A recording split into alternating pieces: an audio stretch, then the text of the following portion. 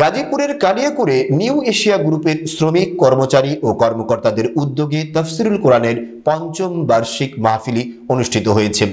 বৃহস্পতিবার রাতে রতনপুর মাঠে আয়োজিত মাহফিলে প্রধান মেহমান ছিলেন দারুল ইহসান বিশ্ববিদ্যালয়ের মুফতি দেলোয়ার বিন গাজী।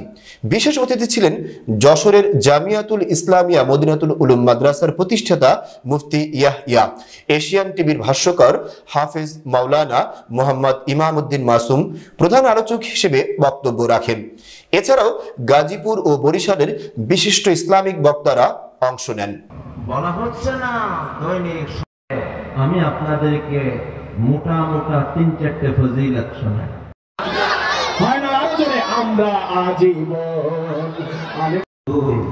শুধু আমার অন্তরে মহব্বত না, নবীর নাস্তিকতা নিবাজক, ইসলাম জিন্দাবাদ।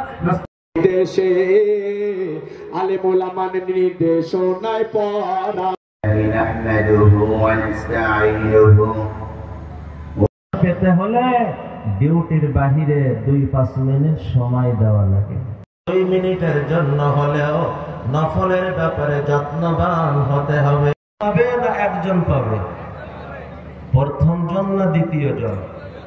আশঙ্কা মুজরি বিলম্বে চলে যাওয়ার আশঙ্কা, প্রথম সুযোগে জান্নাত বরং হুব্বা আমালিন, তুমি অল্পই করো কিন্তু। আমাদের মাঝে উপস্থিত হয়েছেন আমাদের গাজীপুরের গর্ব